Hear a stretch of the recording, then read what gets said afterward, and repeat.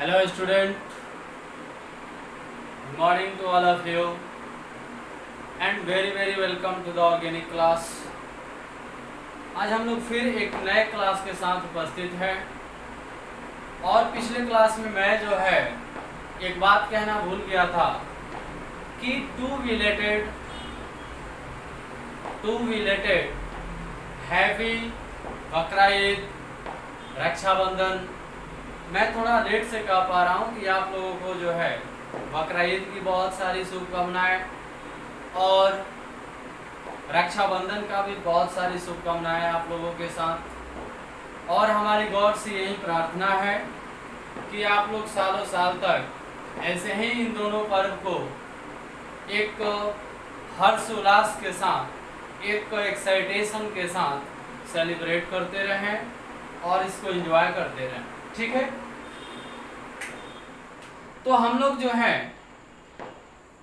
पिछले क्लास में हम लोग क्लासिफिकेशन देख रहे थे और उसमें हमने देखा था कि मार्कोनिकॉफ रूल के बारे में, एंटी मार्कोनिकॉफ रूल के बारे में, ठीक है।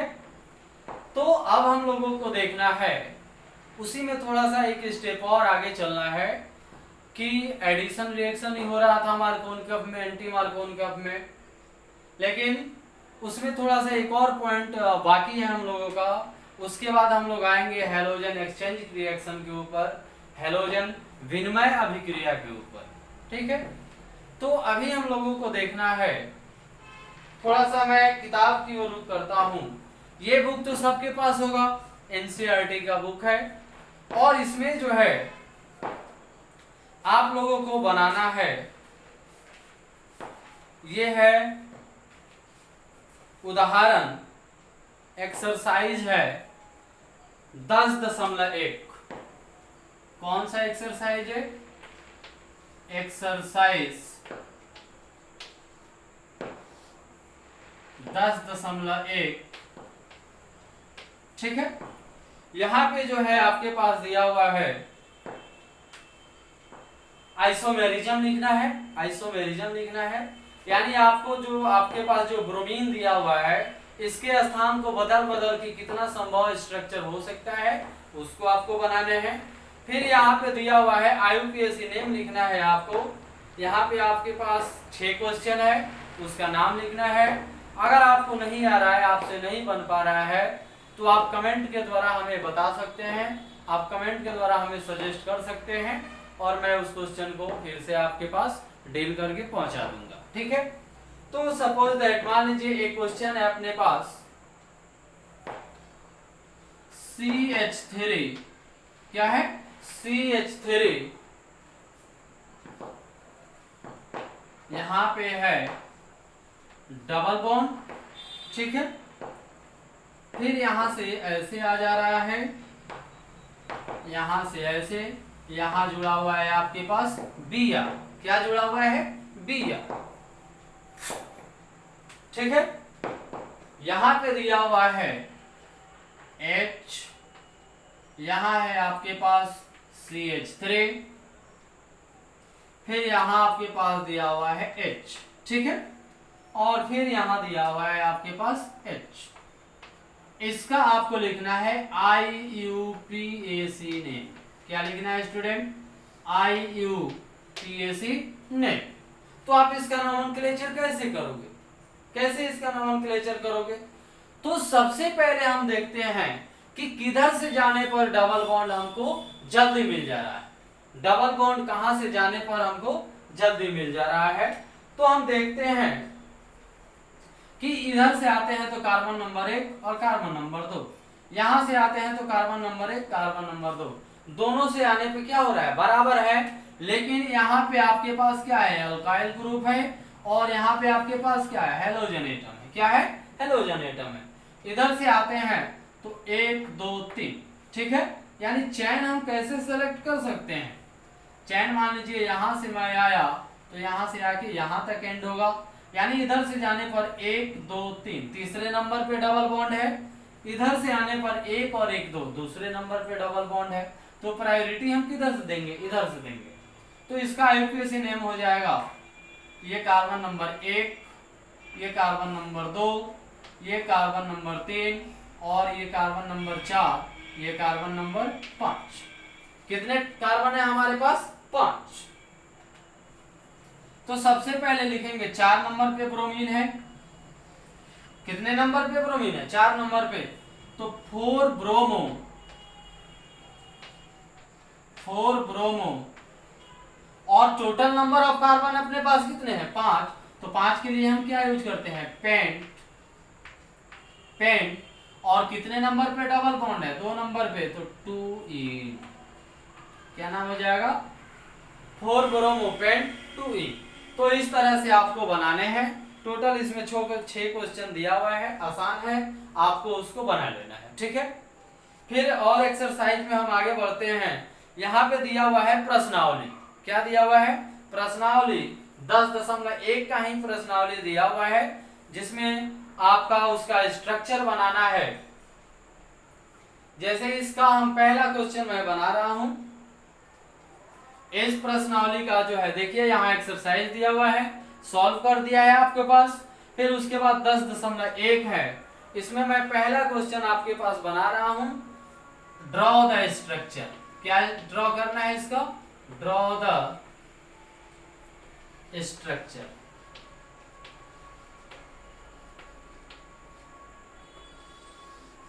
स्ट्रक्चर को ड्रॉ करना है।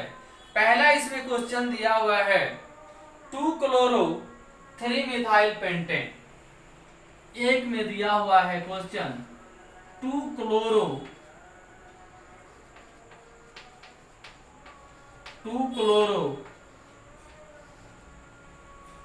3 मिथाइल 2 क्लोरो 3 मेथिल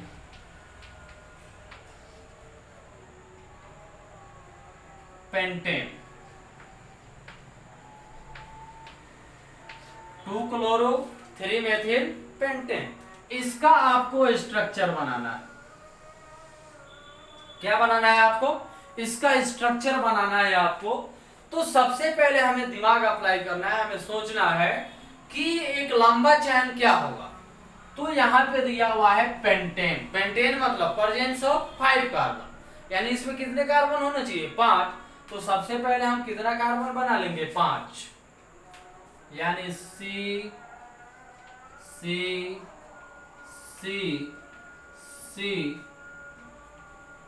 और यहाँ पे सी। टोटल कितना कार्बन हो गया? 5। तो 2 क्लोरो, यानी दूसरे नंबर कार्बन पे क्या रहेगा? क्लोरीन रहेगा। तो यहां मैंने लिख दिया क्लोरीन। और 3 नंबर पे क्या रहेगा? मिथाइल। यहां मैंने लिख दिया CH3। ठीक है, और बाकी जो बच गया वहां क्या लगा दिया जाए? Hydrogen atom H H H H H। यहां आ गया आपके पास H H H H और H। यानी यहां पे अपने पास कितने लोकेंट हो गए? 5। कितने लोकेंट हो गए? 5। एक ये लोकेंट हो गया, एक ये लोकेंट हो गया, बन गया स्ट्रक्चर। तो इस टाइप का क्वेश्चन यहाँ पे दिया हुआ है। टोटल आपके पास 5 क्वेश्चन है, आपको बना लेना है। जहां भी आपको प्रॉब्लम हो रहा है आप कमेंट के द्वारा हमें बताइए, हमें सजेस्ट कीजिए, हम उसको यहाँ पे फिर से डिस्कस करेंगे। ठीक है, तो और आगे बढ़ते हैं हम लोग, और आगे बढ़ते हैं इसमें। और दिया हुआ है यहाँ पे आपके पास 10.3। क्या दिया हुआ है? 10.3। यहाँ पे पूछा जा रहा है मुक्त मूलक क्लोरीन से बनने वाले सभी संभावित मोनोक्लोरो संरचनात्मक अवयवों को लिखें। यानी इसमें आपको जो है क्लोरीन को हर एक कार्बन पे चेंज कर करके स्ट्रक्चर बता देना है। कितना स्ट्रक्चर होगा ये आपको बता देना है। ठीक है, फिर उसके बाद हम आते हैं 10.4। 10.4 में भी कुछ क्वेश्चन दिया हुआ है, इसको मिटाओ मैं। चलिए,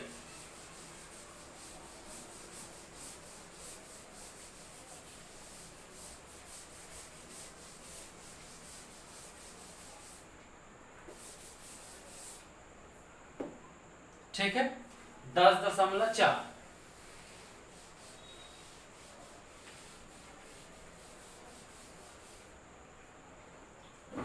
10.4 के ऊपर,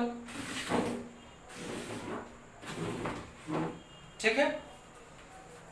हम लोग देखते हैं 10.4 में क्या है।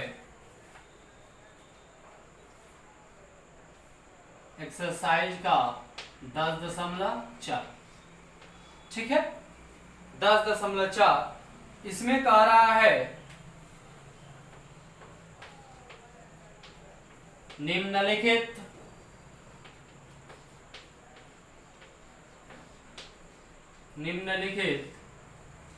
अभिक्रियाओं का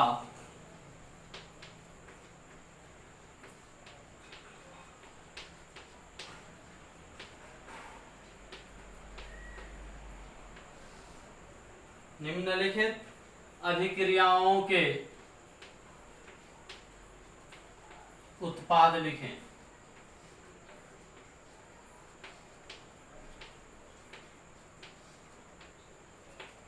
निम्नलिखित अभिक्रियाओं के उत्पाद लिखें, यानी क्वेश्चन यहाँ पे दिया हुआ है और आपको जो है उसका प्रोडक्ट बताना है, उसका रिजल्ट बताना है कि उसका रिजल्ट क्या होगा, ठीक है।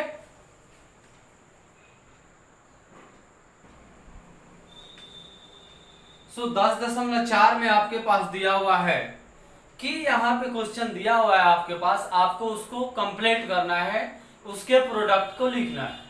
जैसे पहला क्वेश्चन है, इसमें पहला क्वेश्चन है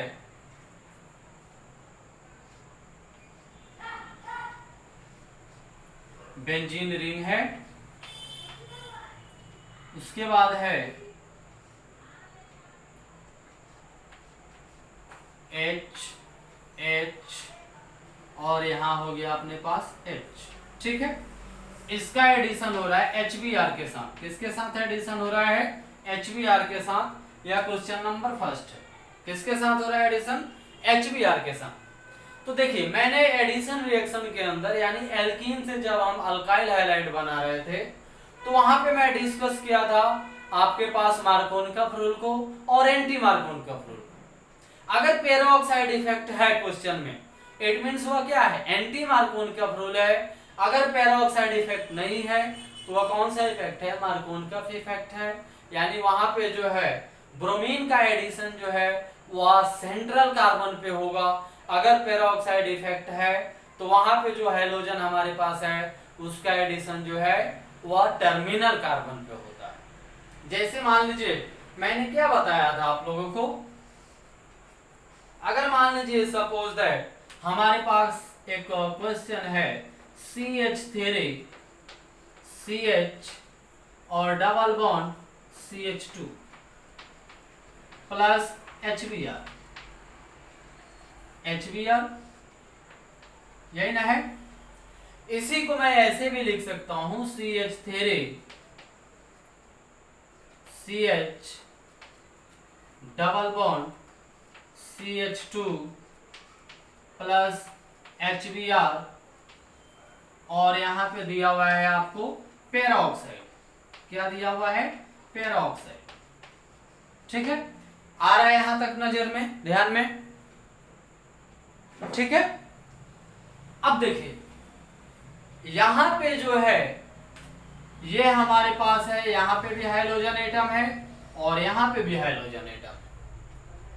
अब इस केस में जो है या एंटी मार्कोनिकफ रूल को शो कर रहा है और या मार्कोनिकफ रूल को शो कर रहा है, तो इसे बोला जाता है सेंट्रल कार्बन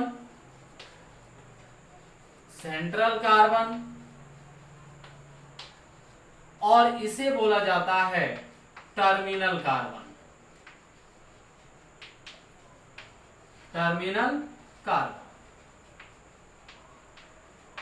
अरे बात समझ में? तो अगर मार्कोनिकफ रूल है तो उस केस में जो है हैलोजन आके जुड़ जाता है सेंट्रल कार्बन के ऊपर। कहां आके जुड़ जाता है? सेंट्रल कार्बन के ऊपर। अगर पेरोक्साइड इफेक्ट नहीं है तो उस केस में जो है हैलोजन एटम जो है वो आके जुड़ जाता है टर्मिनल कार्बन के ऊपर। अरे बात समझ में? यानी इसके लिए प्रोडक्ट हो जाएगा ब्रोमीन आके जुड़ जाएगा यहां पे और हाइड्रोजन आके जुड़ जाएगा यहां पे और ब्रोमीन आके जुड़ जाएगा यहाँ पे। अरे बात समझ में? लेकिन इस केस में क्या हो जाएगा, जस्ट अपोजिट हो जाएगा, ब्रोमीन आके जुड़ जाएगा यहाँ पे और हाइड्रोजन आइटम आके जुड़ जाएगा यहाँ पे। तो सेम वही कंसेप्ट हमें यहाँ पे अप्लाई करना है। यहाँ पे यह क्या हो जाएगा, टर्मिनल कार्बन, और यह क्या हो जाएगा, सेंट्रल कार्बन। इसे बोलते हैं टर्मिनल कार्बन, टर्मिनल, और यह क्या है अपने पास, सेंट्रल। तो इस केस में जो है पेरोक्साइड हमारे पास दिया हुआ है क्या, पेरोक्साइड इफेक्ट नहीं दिया हुआ है। तो प्रोडक्ट में क्या हो जाएगा, जो हमारे पास ब्रोमीन है, जो हमारे पास ब्रोमीन है वह कहाँ आके जुड़ जाएगा, सेंट्रल कार्बन के ऊपर। कहाँ आके जुड़ जाएगा, सेंट्रल कार्बन के ऊपर। प्रोडक्ट बन के आ जाएगा अपने पास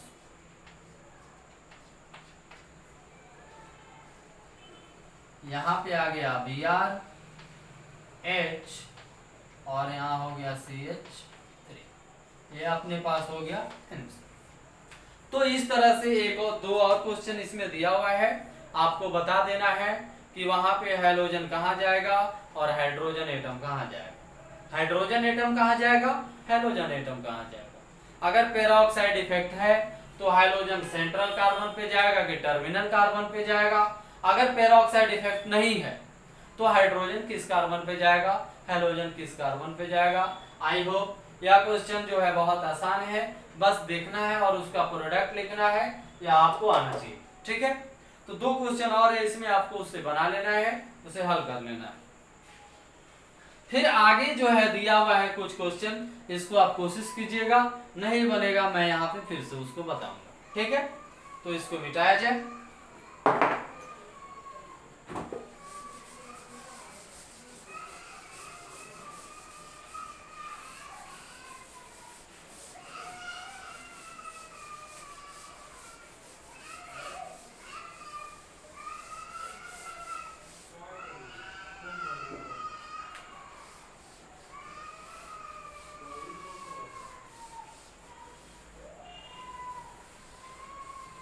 ठीक है, तो अब हम लोग और आगे क्वेश्चन की ओर रुख करते हैं। एक और ये कंप्लीट करने वाला क्वेश्चन दिया हुआ है, आपसे बन जाएगा, मैं पूरा रिएक्शन बता चुका हूं। अब हम थोड़ा सा आते हैं अपने थ्योरी के ऊपर। कहाँ आते हैं, अपने थ्योरी के ऊपर। स्टार्ट करते हैं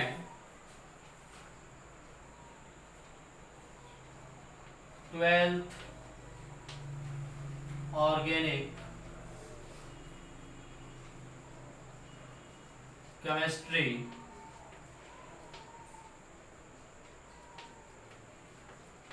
ट्वेल्थ ऑर्गेनिक केमिस्ट्री, कार्बनिक रसायन।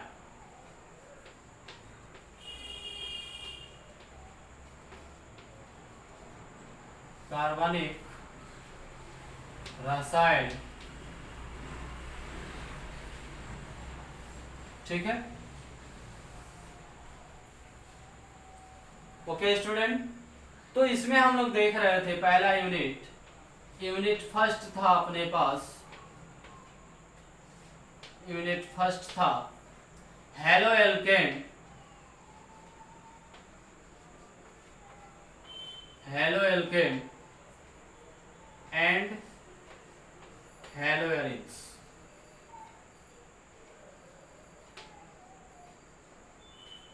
Halo alkane and hello arenes, ये देख रहे थे हम लोग। और इसके अंदर हम लोग देख रहे थे प्रिपरेशन। क्या देख रहे थे स्टूडेंट, प्रिपरेशन, प्रिपरेशन। और प्रिपरेशन के अंदर हम लोग देख रहे थे फ्रॉम एल्कीन। क्या देख रहे थे, फ्रॉम एल्कीन, इसका नाम दे दिया गया था D, from alkene.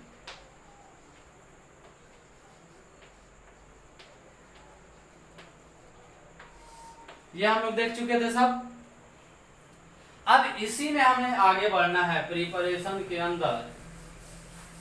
From alkene में दो था, by the addition of hydrogen halide, और दूसरा है by the addition of hydrogen.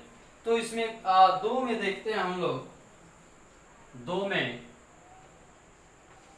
Bye the addition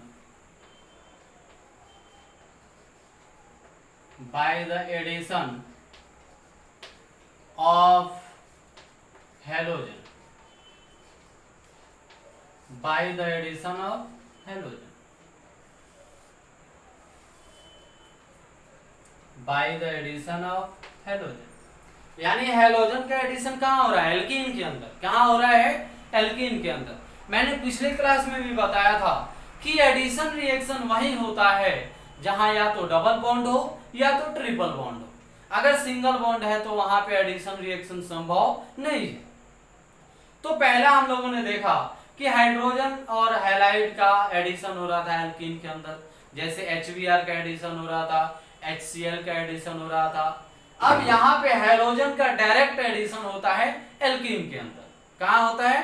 alkene के अंदर। जैसे हम लोग देखते हैं, मान लीजिए सपोज दैट हमारे पास जो है एक एल्कीन है। क्या है? एल्कीन है कि नहीं है?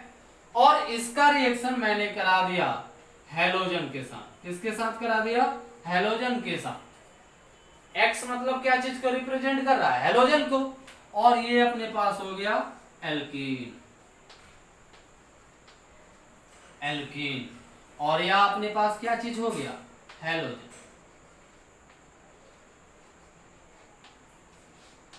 क्या हो गया स्टूडेंट? हैलोजन।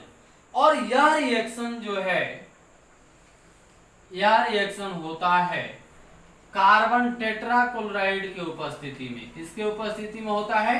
कार्बन टेट्राक्लोराइड की उपस्थिति में। तो यहां से यह बॉन्ड ब्रेक होगा। क्या ब्रेक होगा?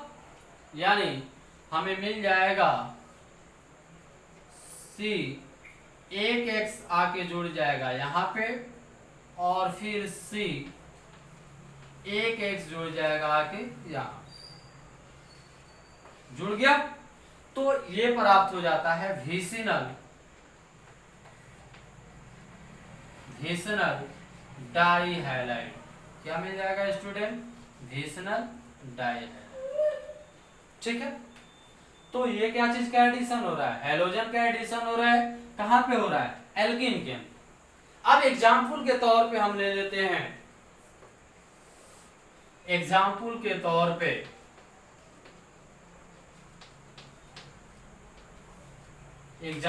तौर पे मान लीजिए हमने X बराबर ले लिया Br। क्या ले लिया? Br। क्या ले लिया स्टूडेंट? Br। तो हमारे पास आ गया C double bond C H H H, और यहां भी आ गया H, और यहां पे मैंने ले लिया Br2। क्या ले लिया? Br2। X बराबर मैंने क्या ले रखा है? Br। ठीक है। रिएक्शन किसके उपस्थिति में हो रहा है स्टूडेंट? CCl4 की उपस्थिति में हो रहा है। किसके उपस्थिति में हो रहा है? CCl4 के। तो मिल जाएगा हमें H H, यहां मिल गया Br, C H H, और यहां मिल गया Br। ठीक है। इसका नाम क्या है? इसका नाम क्या है? Vicinal dibromide. क्या नाम हो गया?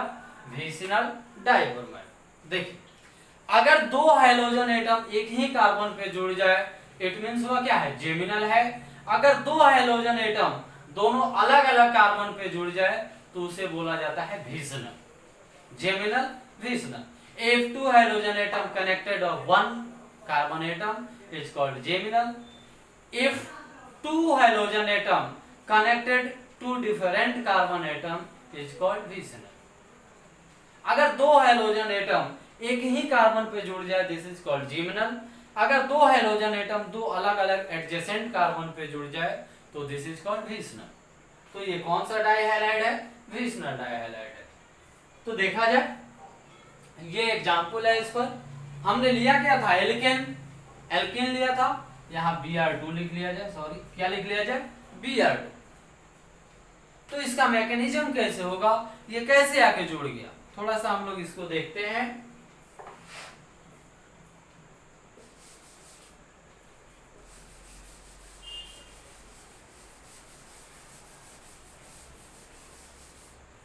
इसके मैकेनिज्म को थोड़ा सा हम लोग समझने की कोशिश करते हैं। मैकेनिज्म,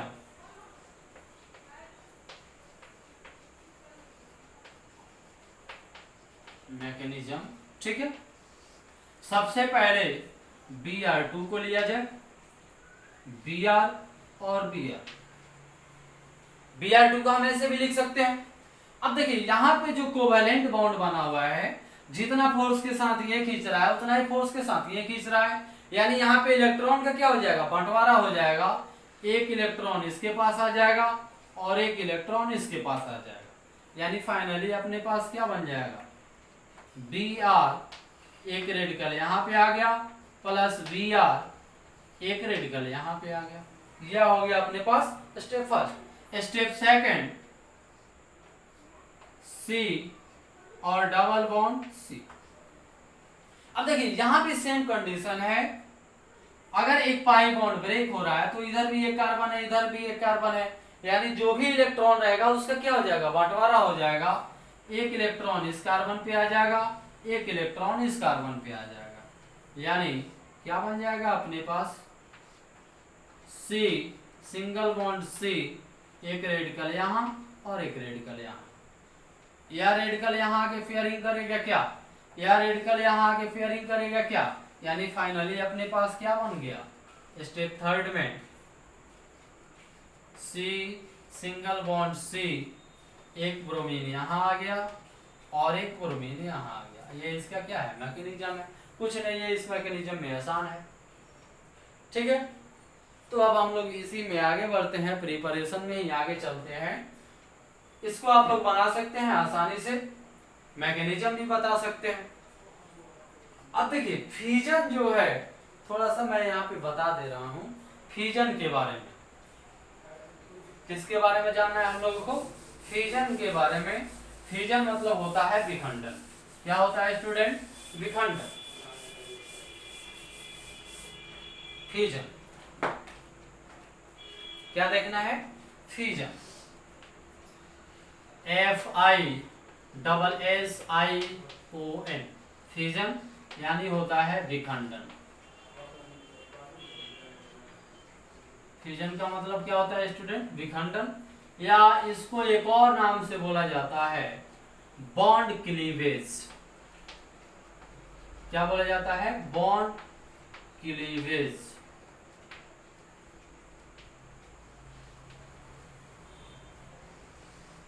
आ रहा है बात समझ में, बॉन्ड क्लीवेज यानी बंध का विखंडन या आबंध का विखंडन, ठीक है। तो देखिए सपोज दैट अगर कोई बॉन्ड ब्रेक हो रहा है, क्या हो रहा है, ब्रेक हो रहा है, जैसे मान लीजिए A और यहां पे हो गया A, दोनों साइड क्या है, A है। तो अगर यह बॉन्ड टूट रहा है, सपोज दैट यह बॉन्ड क्या हो रहा है, विखंडित हो रहा है, तो दोनों साइड क्या है, एक जैसे एटम है, एक जैसे ग्रुप ऑफ एटम हो सकते हैं, यानी यहाँ पे जो भी इलेक्ट्रॉन रहेगा, जितना फोर्स के साथ यह खींच रहा है उतना ही फोर्स के साथ यह खींच रहा है, यानी वहां पे जो भी इलेक्ट्रॉन रहेगा उसका बराबर बराबर क्या हो जाएगा, बंटवारा हो जाएगा। जैसे मान लीजिए हमारे गांव देहात में कुश्ती होता है कि नहीं, तो अगर दो पहलवान बराबर हैं तो क्या होता है, कोई नहीं जीतता है, मैच क्या होता है, ड्रॉ हो जाता है। सपोज दैट मान लीजिए एक मैं हूं और मेरे ही इतना एनर्जेटिक आदमी एक और है, और हम लोग एक रस्सी को खींच रहे हैं, तो अगर दोनों साइड से हम लोग बराबर फोर्स लगा रहे हैं तो ना रस्सी इधर जाएगा ना रस्सी इधर आएगा, यानी रस्सी टूटेगा भी तो क्या, सेंटर से टूटेगा, यानी वहां पे बराबर बराबर बंटवारा हुआ। तो इस केस में जो विखंडन होता है, यानी दोनों साइड से अगर बराबर फोर्स लग रहा हो, और बॉन्ड टूट रहा हो तो वहां पे जो भी इलेक्ट्रॉन रहता है उसका क्या होता है, बंटवारा हो जाता है। तो ऐसे विखंडन को बोला जाता है होमोलाइटिक, या इसको बोला जाता है होमोलाइसिस। क्या बोला जाता है, होमोलाइसिस। और इसके द्वारा हमें प्राप्त होता है फ्री रेडिकल। क्या मिलता है, फ्री रेडिकल। क्या मिलता है स्टूडेंट, फ्री रेडिकल। यानी ऐसा विखंडन जिसमें क्या हो रहा हो, दोनों साइड से भाग लेने वाले सब्सट्रेट एक समान फोर्स लगा रहे हैं, एक बराबर फोर्स लगा रहे हैं। जैसे मान लीजिए एक रस्सी है, 3 जन इधर से खींच रहे हैं, 3 जन इधर से खींच रहे हैं, तो रस्सी ना इधर जाएगा ना उधर जाएगा, तो इस केस में क्या होगा, रस्सी जो है वह बीच से विखंडित हो सकता है। अरे बात समझ में। अब मान लीजिए इसी चीज को और हम लोग देखते हैं, अगर विखंडन जो है दो असमान स्पीशीज के बीच में हो रहा हो, अगर दो समान स्पीशीज के बीच में हो रहा हो तो उसको हम लोग क्या बोलते हैं, होमोलाइटिक फ्यूजन। क्या बोलते हैं, होमोलाइटिक फ्यूजन। तो उससे हमको क्या मिलता है, फ्री रेडिकल। अगर मान लीजिए एक साइड हमारे पास हो रहा है ए और एक साइड हो रहा हो बी, तो देखिए ये समान स्पीशीज है क्या, नहीं, एक ए है एक बी है, लेकिन वहां पे दोनों साइड क्या है, ए है, तो वहां पे क्या होगा, होमोलाइसिस। लेकिन यहां पे होगा, अगर विखंडन होगा तो इसको बोलते हैं हेट्रोलाइसिस। हेट्रोलाइसिस। तो इस केस में हो सकता है दोनों इलेक्ट्रॉन बी के पास चला जाए, हो सकता है अगर ए ज्यादा मजबूत है तो दोनों इलेक्ट्रॉन ए के पास चला है। तो जहां इलेक्ट्रॉन गया वहां नेगेटिव चार्ज, और जहां से इलेक्ट्रॉन गया वहां पॉजिटिव चार्ज। तो इस केस से मिलता है हमको आयन। क्या मिलता है, आयन। तो अभी जो हम लोगों ने रिएक्शन देखा वहां पे क्या हो रहा था, होमोलाइसिस हो रहा था, यानी दोनों साइड क्या था, ब्रोमीन एटम था। इलेक्ट्रॉन का क्या हो रहा था, बराबर बराबर बंटवारा हो रहा था। लेकिन यहाँ पे क्या हो जाएगा, हेट्रोलाइसिस। जैसे होमोलाइसिस हम लोग देखते हैं Br2, तो Br और सिंगल बॉन्ड Br, यहाँ पे क्या होगा, होमोलाइसिस। क्या होगा, होमोलाइसिस। लेकिन मान लीजिए अगर सपोज दैट यह हो जाए HCl, क्या हो जाए, HCl, दोनों सेम एटम है क्या, नहीं, डिफरेंट है, तो यहां पे होता है हेट्रोलाइसिस। क्या होता है स्टूडेंट, हेट्रोलाइसिस। यानी homolysis fusion provide free radical and heterolysis fusion provide ion. क्या प्राप्त होता है इससे, हमें आयन। यानी Cl पर क्या हो जाएगा, माइनस चार्ज, और H पर क्या हो जाएगा, प्लस चार्ज। लेकिन यहाँ एक रेडिकल यहाँ पे आ जाएगा और एक रेडिकल यहाँ पे आ जाएगा। यानी होमोलाइसिस के द्वारा हमें मिला आयन, फ्री रेडिकल, और हेट्रोलाइसिस के द्वारा हमें क्या मिला, आयन, यानी निगेटिव आयन, पॉजिटिव आयन। अरे थोड़ा सा बात समझ में। यानी होमोलाइसिस फ्यूजन प्रोवाइड में free radical, heterolysis fusion provide as ion. थोड़ा सा आ रहा है दिमाग में, ठीक है, इसको नोट डाउन किया जाए।